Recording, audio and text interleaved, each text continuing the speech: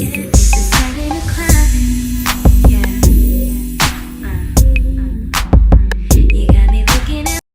Friday. I'm Jasmine. I'm the creator of Adorn Light Elements, your new skincare provider in Houston, Texas, and also your new self-care life coach for the overwhelmed empath. I put out new videos every Friday, so make sure you're subscribed to my channel and go ahead and hit that bell so you'll be the first to get this light.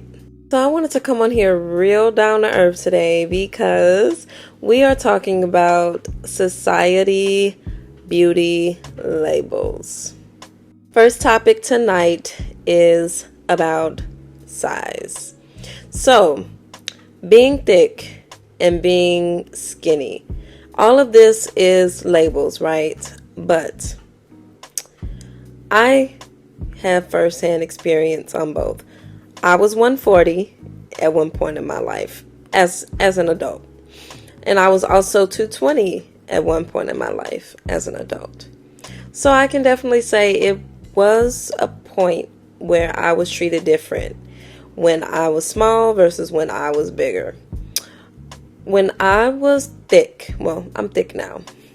When I was at my thickest, I was treated more like, oh, you got it. You can handle it. You don't really need me. By men.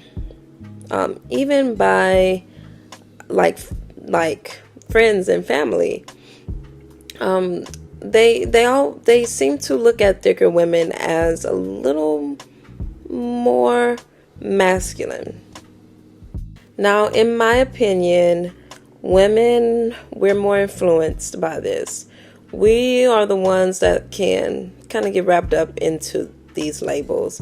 Men, they do as well, but what they usually do is choose a mate that's the most wrapped up in these labels so they can be accepted by society. Now, growing up, thick was not favored. Actually, it was called fat.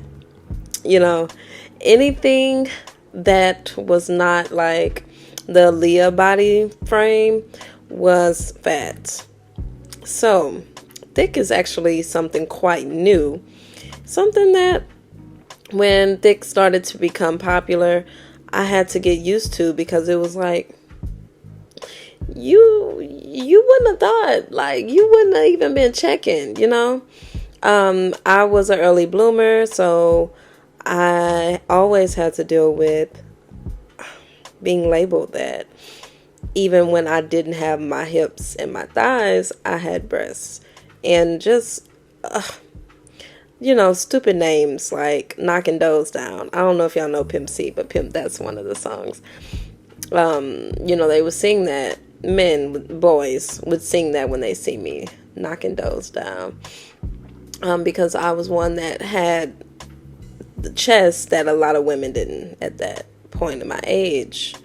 So I really had to learn to understand I will be sexualized as a woman. I would say being thick, I got more in your face treatment, like in your face over sexualizing. When I was 140s, 150s, it was more discreet. It was more game. It was more, I have to treat her with care, but it really wasn't with care. It was just like, I have to not scare her away in a way. So, definitely feel like neither was what I wanted, of course, but I can say that I began to feel when I was skinny, like I got a lot more I had a lot more distrust towards men, and I also got a lot more game ran on me. So now to talk about BBLs and how that blew up. The crazy thing is BBLs were so popular at one point. Like, it was just like everybody has seemed to was getting one, or about to get one, mommy makeover, something of that sort. And so I was always scared to go under the knife. And I also knew that once I did that, I was going to start to feel bad about myself. Then it got so crazy. Like, you were able to get stretch mark removals, cellulite removals. Like, it was pretty, like, I was like, wow, all of this is new. All of this it seems to work, for a good minute. And then, just when society thought they had it all figured out and that, BBLs and thick was in, these celebrities that are like the leaders to all of these society labels. But then the celebrities started to get all of their plastic surgery and their implants removed. So I say all that to say, whether you are thick or whether you are thin, you really have to love where you're at. Because you are going to forever be trying to change and chase this beauty image if you are looking at what society says is beautiful. You just have to be comfortable within yourself, in your body. And whatever size you may be, if you don't like it, change it for you. But don't change it because, society says that, big breasts are in. Society says that smaller hips are in now. But you gotta have big old butt with small hips because that's the aesthetic. And now you're going and you're getting surgery to get your hips removed. Like, you're chasing a beauty image that really is just not real. It's not realistic. All right, next topic we are going to talk about is dark skin and light skin. And this topic, I truly feel, will forever be in a beauty label. Another thing, growing up, dark skin was not in. I was born in 93, so I'm 30 now. So I would say dark skin became popular around maybe college, a little bit after college. So about whenever the like, spiritual stuff and African people embracing their African culture came in. So that was like 2015, 14 area. So dark skin up until that point was seen as, y'all know what it was seen as. Like, growing up all my life, I was classified as dark skin. But then, it's so weird, when dark skin became popular, a lot of people started to see me as brown. A lot of people would call me light skin, and it's like, I ain't never been light skinned in my whole life. And, at the end of the day, even the way that I'm reacting right now, it's like, does it matter? No, it does not matter. What matters is the stigma attached to what we're talking about. So when people call me light skin, now more so than back then, when people say I'm light skin, I'm like, does that make me more valuable or less valuable? This is what I'm trying to figure out.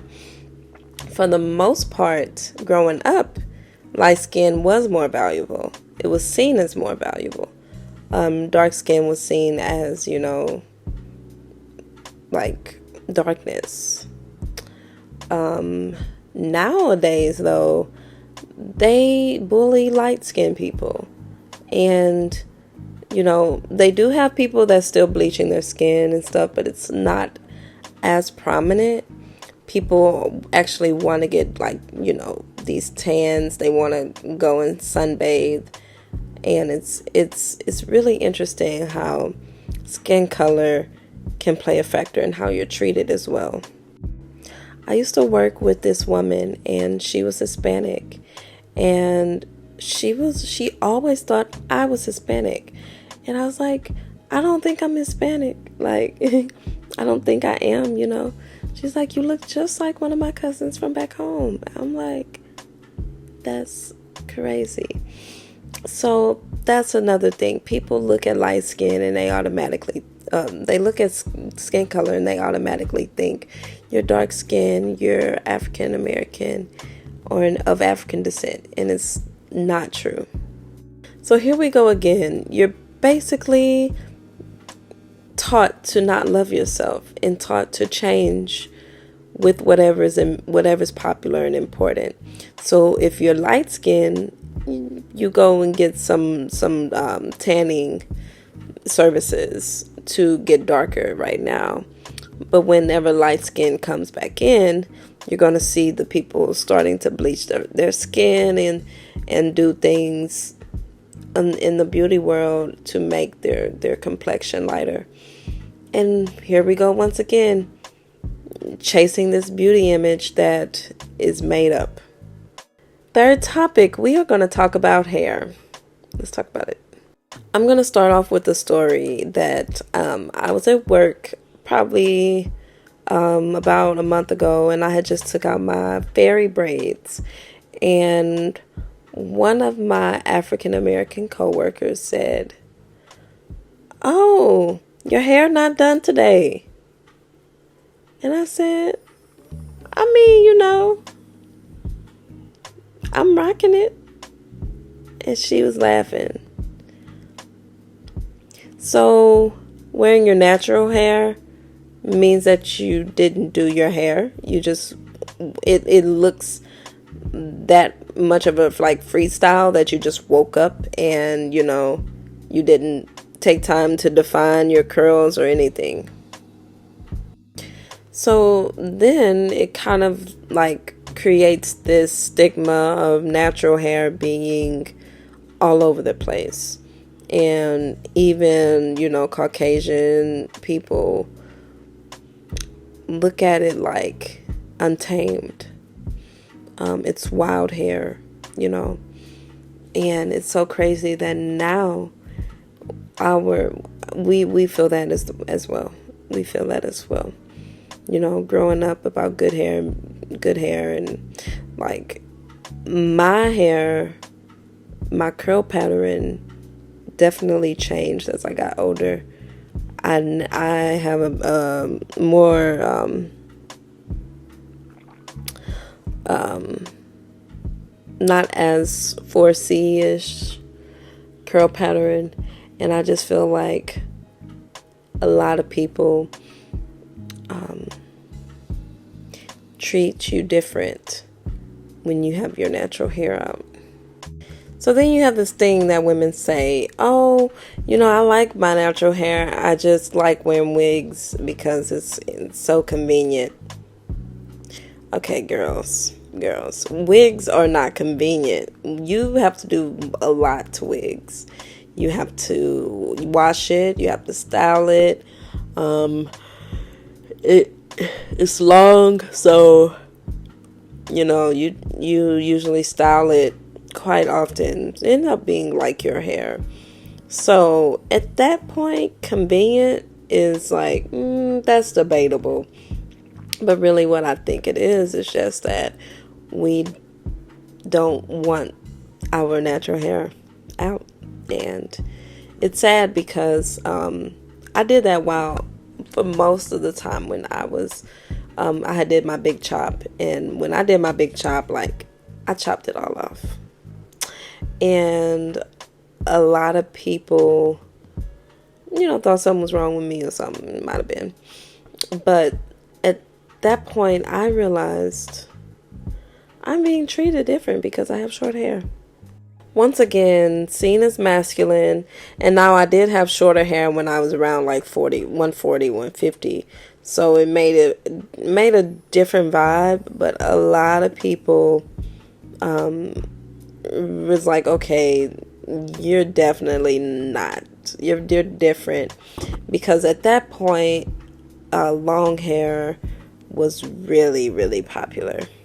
So once again, here we go again, chasing this beauty image of what we think is most important and most beautiful.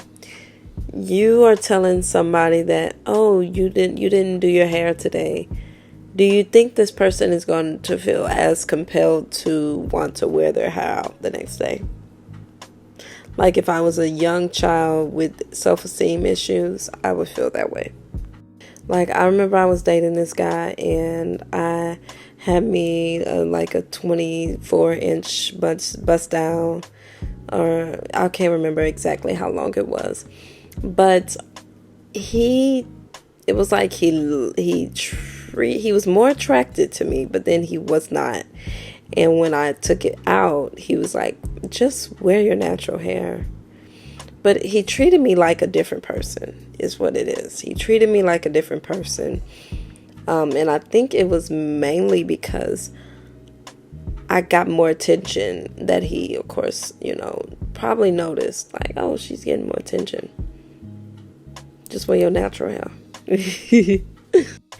Last stop is spirituality. Now, this one I feel hits home. Tarot card readers selling dreams and just talking outside of their neck just for a check, just for followers. It's quite sad. Like, for the most part, I never wanted to be that person that claimed to be psychic, or claimed to have some type of like gift like that, because I knew what I put out into the world, the advice that I would give somebody, they could do it and completely lose themselves. Even zodiac signs, y'all, like it gets so bad that people won't talk to you because you're a Gemini, because you're Aries, because you're a Scorpio, and it's like, huh? Like, I didn't ask to be born on that day, but we over-identify with labels. And we start to feel like it's a part of us. The NAR word. Everybody is a narcissist. Y'all know what I'm saying, narcissist.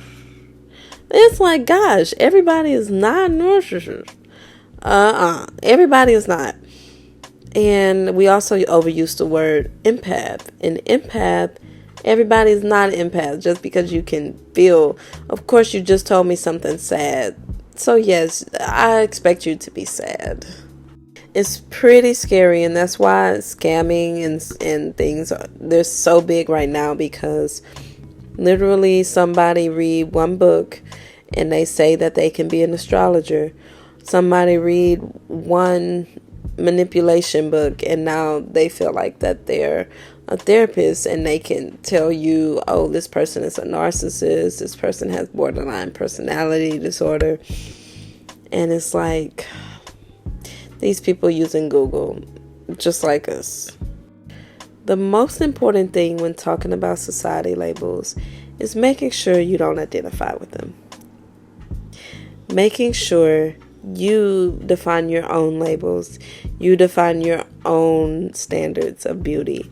Because people will sit up here all day and tell you what they think you are. And if you believe it, they will let you believe it. In anything you do, make sure to never chase any type of beauty label. Never chase it. Because then when you're labeled that and you decide that you want to venture off into something new, you have to get rid of friends, and you gonna have to create a straight and narrow path. So it's very important that you know thyself, and some things have to be standards on what you will and will not deal with, but also go with the flow a little bit too. Also remember, as long as you feel you're beautiful, as long as you feel and know in your heart that you don't have to prove yourself to society, or you don't have to be this one beauty thing that they're pushing out for the next few years. You don't have to be that. You can be you. Thank you guys for watching. I'm so glad that y'all tuned in this week. Make sure you like and subscribe, and also hit that bell for new notifications for next week. You guys have a good night, and I am about to catch some sleep. Bye.